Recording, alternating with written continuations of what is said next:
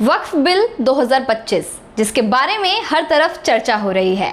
किसी ने इसे जरूरी बताया तो किसी ने इस पर सवाल उठाए और कोई इसके खिलाफ खड़ा है। आज की वीडियो में हम जानेंगे कि किस नेता ने वक्फ बिल के बारे में क्या कहा।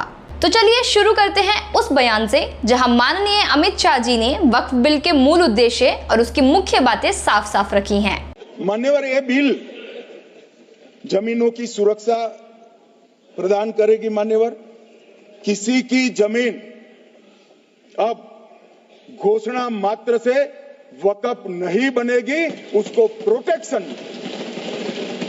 मान्यवर, पुरातत्व विभाग और एएसआई की जमीन को हम सुरक्षा देंगे। आदिवासी भाइयों की शेड्यूल 5 और शेड्यूल 6 की जो जमीन है वो सुरक्षित हो जाएगी।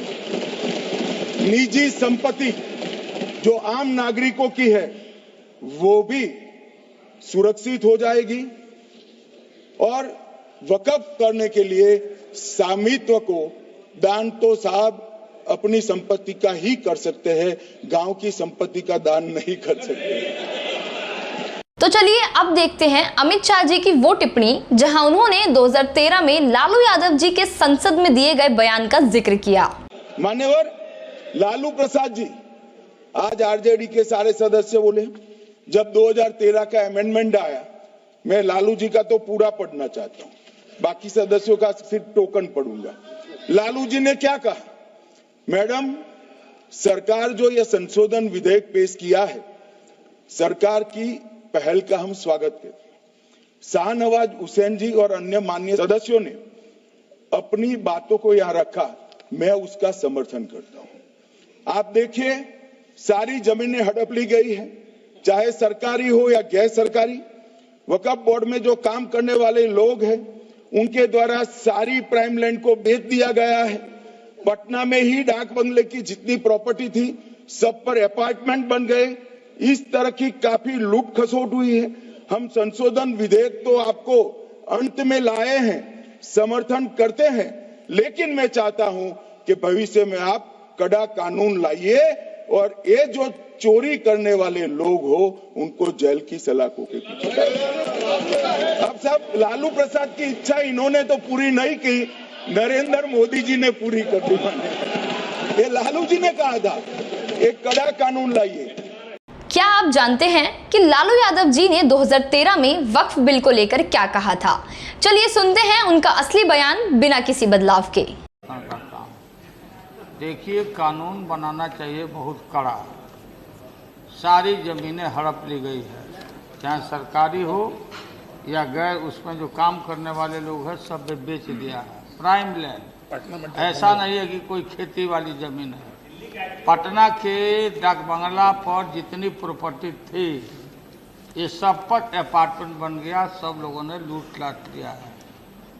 आगे से खैर आप तो लाइए, इसको पास हम लोग कर देते हैं संशोधन आपका, लेकिन आगे से कड़ाई के साथ जो भी बंदियां बना रहे हैं। एक तरफ 2013 में लालू यादव जी ने इस बिल पर अपनी चिंता व्यक्त की थी और कहा था कि ये बिल लागू होना चाहिए, और आज उन्हीं के बेटे तेजस्वी यादव जी इसी बिल के खिलाफ खुले तौर पर विरोध कर रहे हैं। तो आइए सुनते हैं तेजस्वी यादव जी का बयान। देखिए, ये असंवैधानिक बिल है और लगातार हम लोग जो है संविधान को मानने वाले लोग हैं। भाजपा के लोग चाहते हैं नागपुर का कानून को थोपना, वो हर किस हम लोगों को बर्दाश्त है। हम लोग गंगा जमीनी तहजीब को मानने वाले लोग हैं। जो डाइवर्सिटी है हमारे मुल्क की, देश की, वही खूबसूरती है। शुरू से ही हम लोगों ने पार्लियामेंट दोनों सदनों में, चाहे राज्यसभा हो या लोकसभा हो, इसका हम लोगों ने विरोध किया था। चाहे बिहार में विधानसभा हो, विधान परिषद हो, उसका विरोध किया था इस बिल का। और आने वाले समय में भी हम लोग विरोध करेंगे। ये हम लोगों को हर किस इस तरह का बिल जो है कभी भी मंजूर नहीं होगा। तो आखिर वक्फ बिल में ऐसा क्या है जो एक समय लालू यादव जी ने इसे जरूरी बताया तो आज उन्हीं के बेटे तेजस्वी यादव जी इसके विरुद्ध खड़े हैं? क्या समय के साथ राजनीति बदली या फिर बिल की सूरत? कौन सही है कौन गलत है ये तो आप बताएंगे, नीचे कमेंट्स करके जरूर बताएं कि पिता सही हैं या बेटे सही हैं। अब बात कर लेते हैं वोटिंग की, जहां दोनों सदनों में इसे बहुमत के साथ पास किया गया। लोकसभा में इस बिल को 288 पक्ष के वोट और 232 विपक्ष के वोट के साथ पास किया गया। वहीं राज्यसभा में इस बिल को 128 पक्ष के वोट और 95 विपक्ष के वोट के साथ पास किया गया। इसकी सबसे खास बात क्या है? ये वोटिंग रात के 12 बजे के बाद हुई, जब देश के ज्यादा लोग सो रहे थे। लेकिन सवाल अभी भी जिंदा है, क्या ये बिल सच में जरूरी था या फिर कुछ छुपाया गया है? इस पर आपकी क्या राय है, नीचे कमेंट्स करके जरूर बताएं।